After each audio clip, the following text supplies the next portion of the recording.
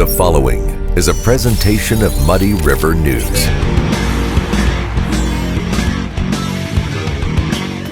What kind of shows will you see on Muddy River Gems each month?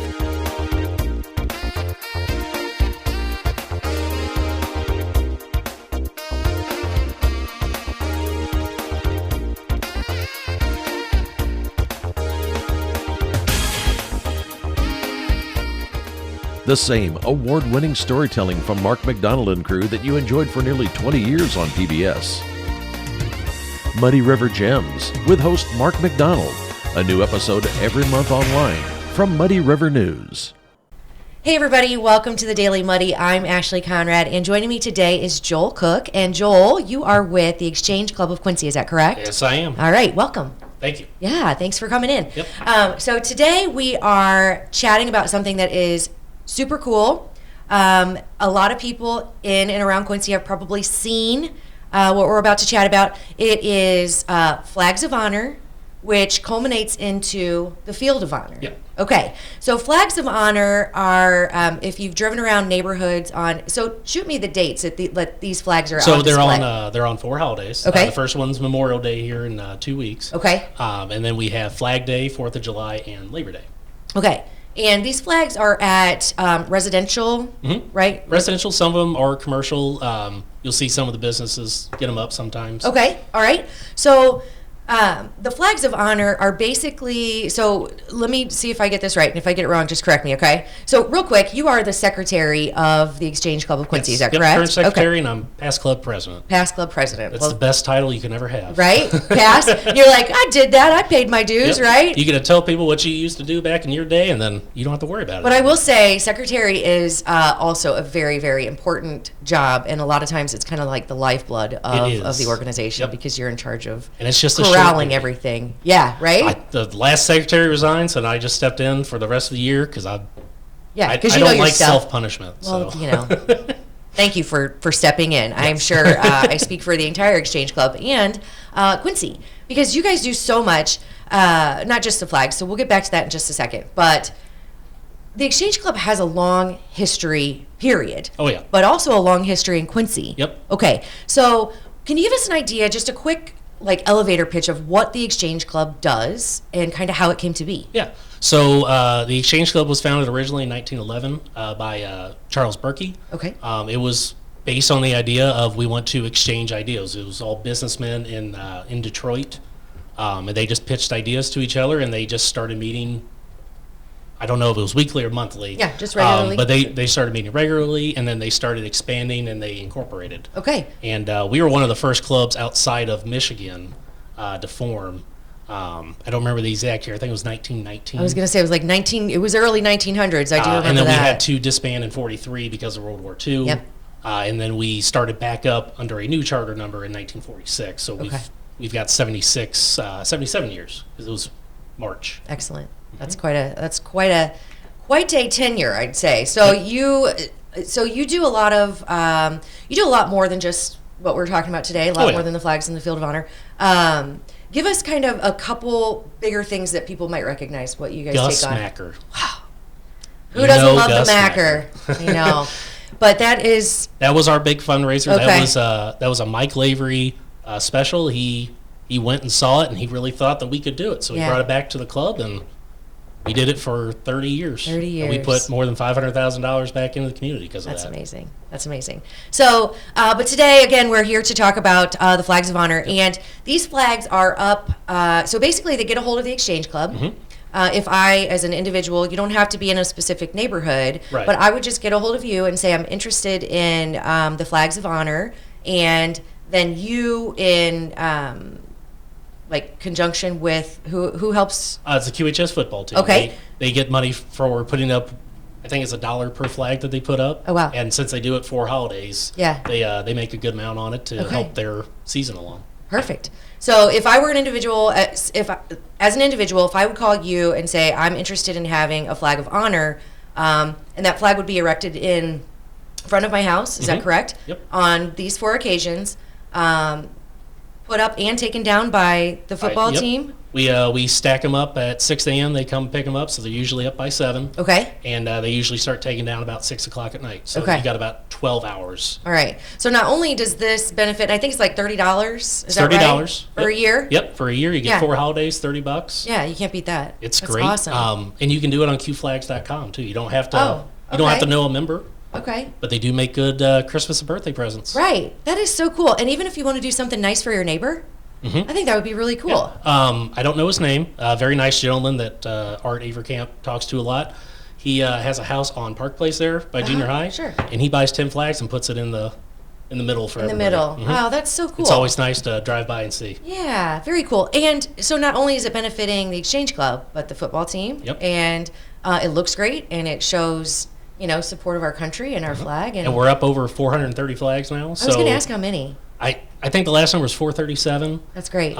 So we're going to start asking more than just the football team. Yeah. And we're talking with QHS. I think it might be the soccer team. That's a good problem to have. Yeah. So we Yeah. can have more kids that can help, and we can provide more money to the schools. That's awesome. And okay, so 400 in some neighborhoods, like complete neighborhoods, do this. Oh, yeah. Right. Oh, yeah. That's just so neat. That's very cool. And then, of course, what we were saying is it all culminates into the Field of Honor, which I know every Quincean has probably seen, and a lot of people in the surrounding areas. It is quite the sight to take It in. is. It is awe-inspiring. When we used to do it at the Vets Home, Yeah. it was pretty nice, but it was kind of hidden by the tree line a little bit Yeah. on Locust. Yeah. And out here on Blessing Lot, we went 5 feet more because Yeah. they were just in 10 by 10s. And it used to be 5 by 5s is the standard size that they advise you, Colonial Flags. They Okay. have the program that we go through for that. Okay. So now they're 10 by 10, so it's a little bit bigger on Yeah. that old Blessing Lot, but Yeah.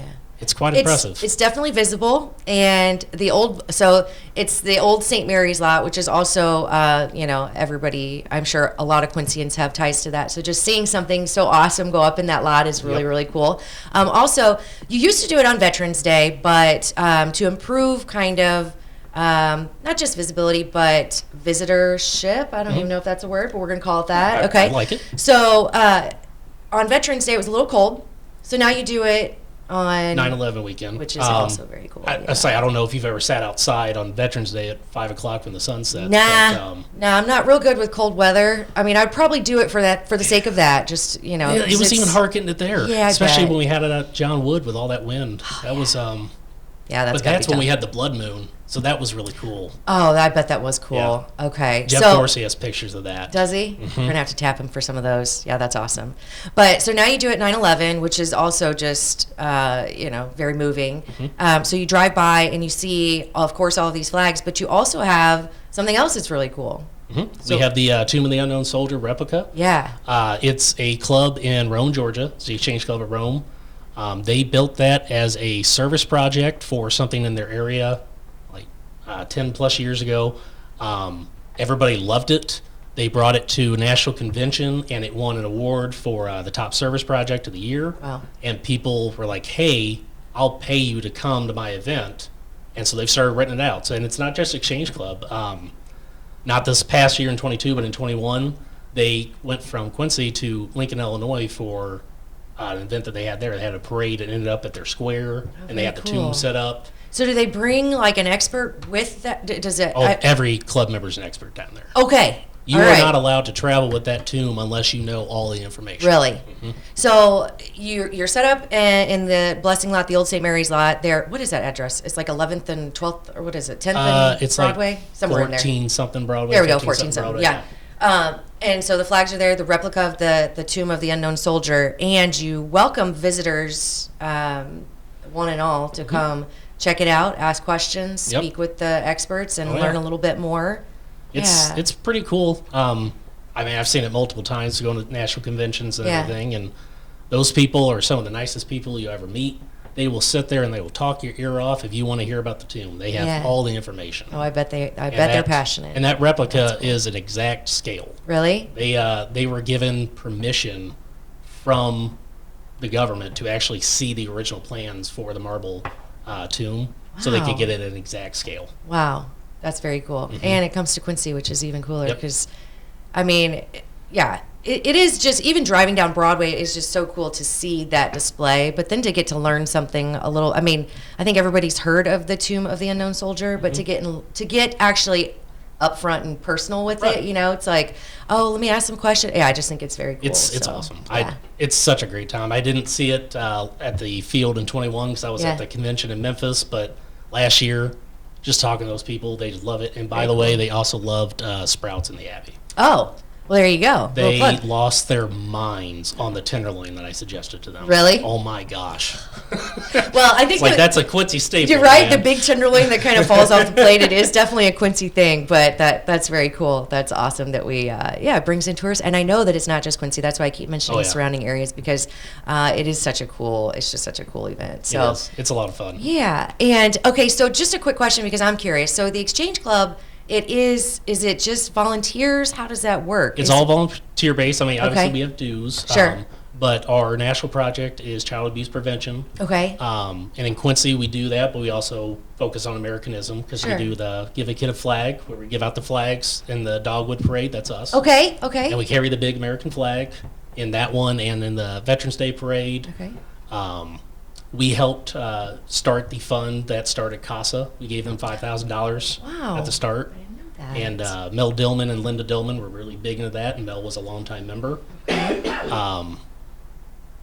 Lots of stuff. Oh, transitions too. Transitions from Cornerstone, we've helped out a lot too because they fit our model of child abuse prevention, and because we want to stop the prevention, or we want to stop the child abuse before it starts. Sure. You know, we want to be proactive and not reactive. Right. That's our goal. Right. That's awesome. I learned something new every day. I didn't realize that the Exchange Club was founded on that. You know, I mean, I knew the Americanism part, and I knew you had a big part in Gus Macker, but I didn't know how you kind of got started. This is awesome. Yeah, very cool. So it is volunteer-based with dues. So if someone's interested in becoming a member, do they just reach out to the Exchange Club? You can send an email to our website. Go to the website. There's a contact us with an email. It goes straight to our treasurer. Okay. You can also just show up to a meeting. We meet at the Elks.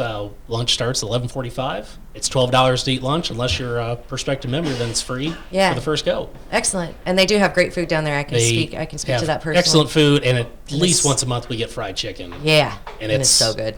And the service is awesome. That's the meeting you need to make. Yeah. The fried chicken meat. That's awesome. That's awesome. Well, I appreciate everything you're doing. This is so cool. So if you're interested in becoming a part of the Exchange Club, reach out. Also, if you're interested in the Flags of Honor, they can go to Quincy.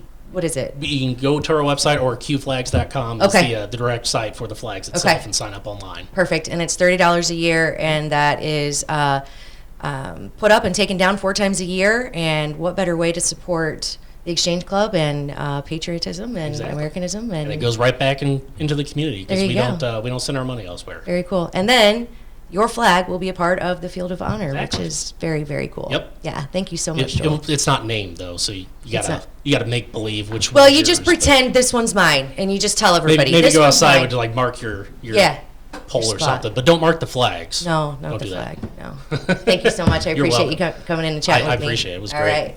Coming up, I sit down with Jessica Pittman to learn a little bit about Quincy Montessori School. Welcome to the Abbey, a Quincy tradition. With 6 big screens, a new larger kitchen, and now more seating capacity, the Abbey is the place to be before, during, and after the big game. Come enjoy fan favorite appetizers, steaks, burgers, and a variety of daily food and drink specials. Can't join us? Carryout is available too. Now with a convenient drive-up window to better serve you. 1736 Spring in Quincy. Opens at 3 p.m. Tuesday through Sunday. Come join all your friends at the Abbey, a Quincy tradition. Instant Replay is your local sports bar. With 18 big screen TVs, we have all the sports packages from college games to pro games. We offer daily drink specials, and come check out the Bullpen, our newly renovated beer garden. Instant Replay, 2739 Chestnut in Quincy. A great night's sleep starts at Harvey's Furniture. Check out the large selection of complete bedroom sets. And when it comes to mattresses, we have a full selection from Bemco, Spring Air, and Chatham & Wells. Harvey's Furniture, our home, your home. Are you looking for the perfect venue for your next special event? Check out Utopia Event Center. Utopia has a large banquet room and an awesome bar area, perfect for anything from birthday parties to formal corporate meetings. It also offers a photo booth, stage for a DJ or a live band, and a fully stocked bar. all for only $300. Check us out at utopiaeventcenter.com or call Barn at 217-430-6559 for more information. Utopia Event Center, 900 North 12th Street in Quincy. The Liquor Booth is your home for a huge selection of beer, wine, and spirits. The Liquor Booth has 2 locations in Quincy, 3520 Broadway and 1500 North 12th Street. The Liquor Booth, where it's always happy hour. And welcome back. Joining me now is Jessica Pittman. And Jessica, you are with the Quincy Montessori School. Correct. Okay. Yes. Welcome. Thank you. Yeah. I'm excited to be here. Yeah, I'm excited to have you because I have a lot of questions. So, embarrassingly enough, I did know that Quincy had a Montessori school. That's about the extent of my knowledge.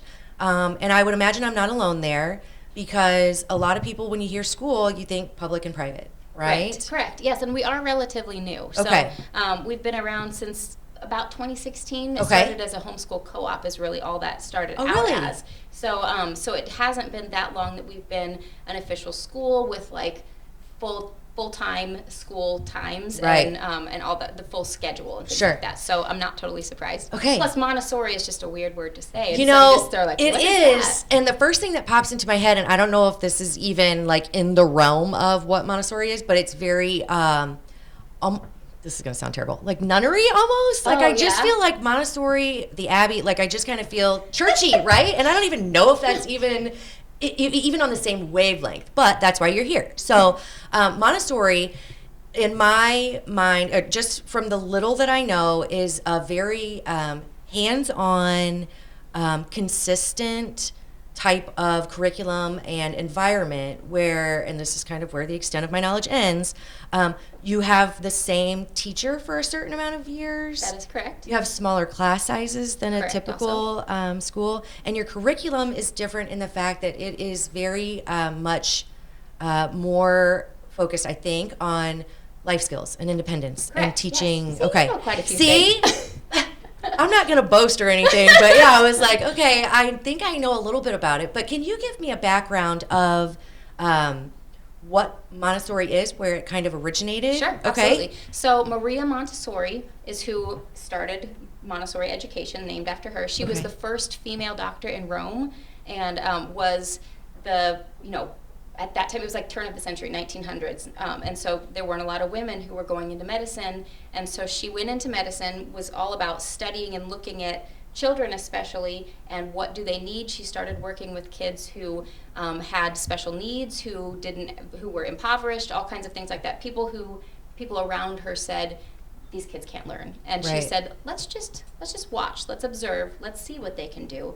And through giving them what they needed, she was able to make all kinds of gains in education. And so then she started trying this with other types of kids, Right. and other settings, and went to she went to India and did it for a little while, and just saw, like, no matter where I go, if I am truly observing these children as the scientist that I am, as the doctor that I am, and seeing what they need, I'm seeing these consistent things. So she was saying, like, here are these kids, and they have need for really tactile objects to work with, and they need these practical life skills. They want to do things that adults do, but we need Right. to give them child-sized tools in order to do this. So let's give them child-sized chairs. Let's let them work on the floor. Let's let them, don't just throw a bunch of numbers at them and say, let's memorize them. Right. Let's look at, what does 2 mean? Like, here are 2 objects. Let me hold 2 things, Sure. not just memorize, like, this is what a 2 looks like. Yeah. And so it's Montessori philosophy continues to be that, where it's very hands-on, it's very tactile, the materials are amazing, and are just allow you to not just memorize what something is, but truly understand it by working with the materials. Right, relate it to some real life stuff. Exactly. I feel like that's, I mean, God bless her for figuring this out, because it Exactly. feels like you should just, that would be, oh, yeah, duh. But right. even looking at public, so I'm not knocking public and private, I'm not Right. knocking that. It's Right. just, there are definite differences when it comes to how each child learns. Right. And sometimes the curriculum that children have may not be appropriate for Right. the kind of the growth that they're capable of. Right. I guess. And as a parent and as a previously public school teacher, I would see that, like, not every child develops in a linear path, Right. at the same time as their same age peers. Right. And I've seen that in my kids, I've seen that in my students, and that ability to say, what does this individual child need? And let's do that. Yeah. So if they're 3 and they're interested in letter sounds and want to start reading, they might be ready to do that. Right. But there might be a 5-year-old that says, I have no interest in Yeah. learning letters right now, but they might have, like, their brain may just love math and Yeah. be ready for that. And so it's like, okay, let's take those things, let's see what you're ready for, let's feed those things to you, and let's see what you're truly interested in. And Yeah. if you're interested in this, you're going to naturally want to do those things. Absolutely. And we know children are just little sponges, and so when they're exposed to a really content-rich environment and all these different opportunities, then they pick up just amazing things, Yeah. far more than we tend to think that they're going to. And I see that in my own home. So, of course, speaking of every kid is different, my oldest is, she's just great at almost everything she does. You can tell that she has passion towards, reading and writing, orderly thing, just basically control. She's very alpha. She's very, she knows what she wants to do. My youngest, I'm like, okay, she does not like reading. She does not like writing, but she is a whiz at math and loves it. Right. So we try to do things that kind of cater to what her passion is, while still trying to teach her, the importance of reading and writing. Right, And and there's so many, you can pull math and reading into just about anything. Yeah. So we do a lot of focus on science and culture, geography, things like that, and you can pull math and reading into any of those things. Right. So you have a student who's really interested in Europe, and you say, oh, well, let's see how many flags we have here, and how many countries do we have in Europe? Let's see, you can Right. pull, and you can read all kinds of things about it. And so, again, just offering those opportunities, seeing what kids are interested in. And then we also have, like, as far as our schedule goes during the class day, there's not a lot of whole group instruction. So it's the students come in, they're able to look around and say, what is it that I would like to work on first? And then they Wow. get to go choose that. And so they're able to make a lot of decisions on their own. There's prioritization that they're Yeah. having to do, and also not just waiting around for a teacher to say, okay, now do this, now do this, Right. now do this. And so developing those self-care, like, Yeah. skills of initiative and being able to do that. And we spend a lot of time working on the idea of completing a work cycle, which what that is being able to choose a material that you want to work on, to actually do the work, and then put it all away before Okay. someone else has it. And so that, that whole process The of being able to cycle of start it, something, yeah. complete it, put it away, and then choose something else. And again, just those are just practical life skills Yeah. that as an adult you need as well. Sure. And And some adults don't have that. Right, Yeah. right, yes. Which, I mean, again, not blaming any particular school Right. or environment or Right, oh, curriculum, yeah. but this is so interesting to Yeah, me. it really has been, after having worked in a variety of different school environments and just feeling like there's just some pieces missing here. Right. And I love the idea that we can equip students to make these decisions. And then as a teacher, we are being the observer, saying like, oh, I noticed that they're doing this.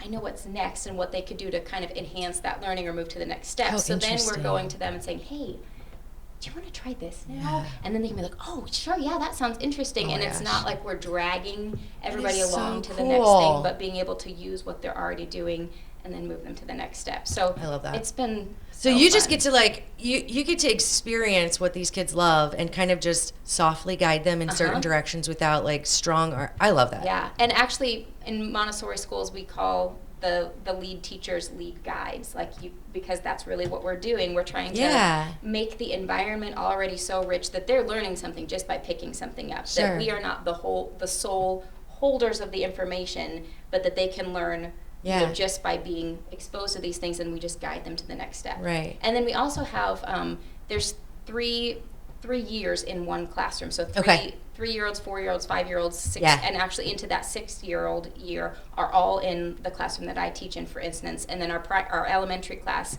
is 1st through 3rd grade Okay. for 6 to 9-year-olds. So then they are also learning from their peers. Sure. So, that 4-year-old sees a 6-year-old doing something like, oh, that looks I wanna interesting. do that. I'm just going to sit here quietly by them and watch what they're doing. Yeah. And before you know it, they've either picked up some of that information, or that 6-year-old is then being a teacher, which we know as educators is how people learn best Leading. by teaching Yeah. others.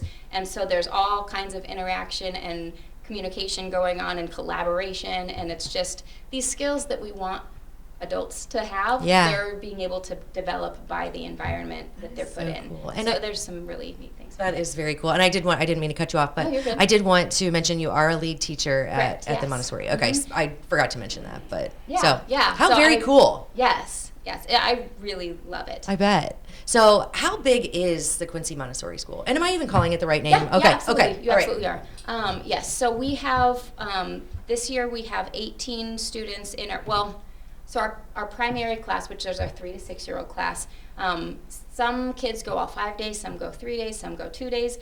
So we have about 21 students in that primary group. Okay. And then we have 10 students in the elementary group.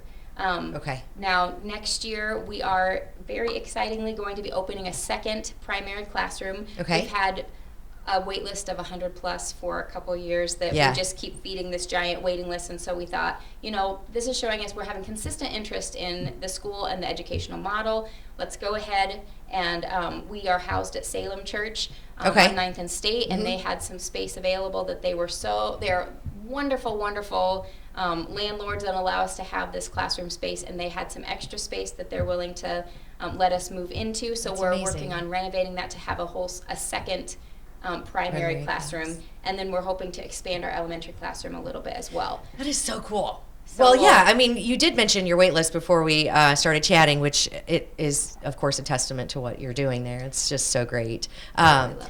But, okay, so you mentioned primary and elementary. So what grades is it just? Right. So our primary class, again, 3 to 6 year olds. So we have pre-K and kindergarten in that one classroom. Okay. And then our elementary is 6 to 9 years old, which is really 1st through 3rd grade. Okay, So, okay. and then we do a little bit of flex between sometimes if we've got a kindergartner who is ready to move on to something that they're working on in that elementary, they might Gotcha. pop over for a little bit. So we have Gotcha. that flexibility to, again, Yeah. meet kids where they are. That is so and- neat. And, push when they are ready to be pushed, or, Yeah. pull back and repeat some things when they're ready needing Sure. that. And so it's Just really facilitating. Yes. I love that. I Yes. think that is just, you can't go wrong Right, with that. right, You yeah, just can't. yeah. That is so, And again, so cool. as a teacher and as a parent, I have 2 of my 3 kids have been able to go through the Montessori school, Yeah.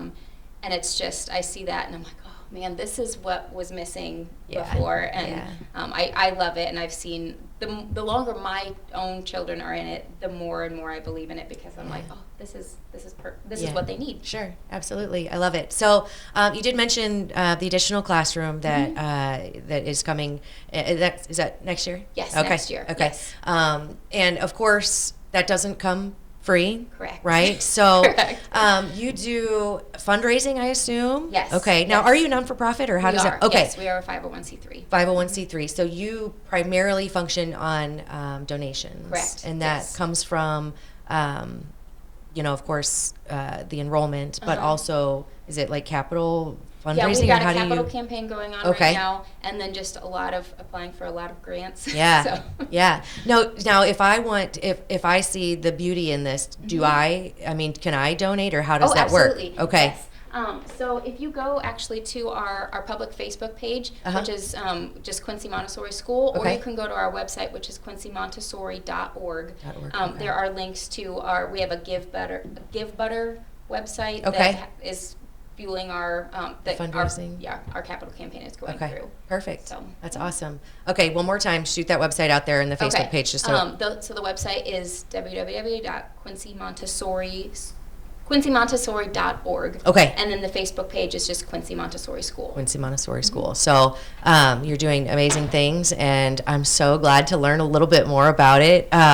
Anything else you want to chat? I mean, I feel like there's so much we could chat about, No, but there just is so much. It's just a really beautiful, way of going about things. And again, Yeah. teaching so much independence with the students. We do a lot of cooking Yeah. in school. We do a lot of just those cleaning skills. We do polishing and whisking and That is so all cool. kinds of sweeping, and their snack, like they are doing it when they are ready for it. That we don't have one set time, but it's like they're listening to their body and figuring out when they're hungry Right. and having that and preparing it and cleaning it up after and all that kind of stuff.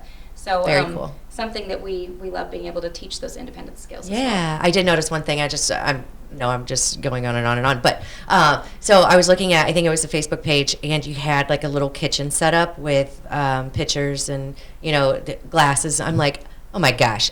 When I was a kid, I would have loved to be able to experience that. Right. Just kind of it's almost like you're playing pretend, but you're not. You're Right, learning. Yeah, right, yeah. Oh, yeah, it's not everything. We use a lot of glass materials in our classroom, wood, natural materials, but also breakable things, because that is, again, a natural consequence. Is if you drop something, Sure. it's going to break. Yeah. And you understand that, and you learn how to then get help to clean it up safely, and all of those kinds of things. And again, practicing all those individual skills on a small level, on a size that is manageable for a child, and also just learning how to care for what's around us. So, we use this tiny glass pitcher with care because we know that it will break. Right. And that, sometimes those accidents happen, Right. and it's okay too. Sure. So, Jessica, you'll have to come back on and chat with me more, because I have really, really enjoyed learning a little bit more about this. The Wonderful. Quincy Thank you for Montessori having School, me. of course.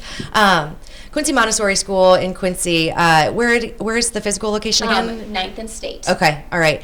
So if you're interested in learning a little bit more about this, or donating and helping support the cause of Quincy Montessori School, reach out, go to their Facebook page, reach out to Jessica, and thank you so much again. I appreciate it. appreciate it, too. Yeah. All right, I think that does it for today. We'll see you back here tomorrow for more Daily Muddy.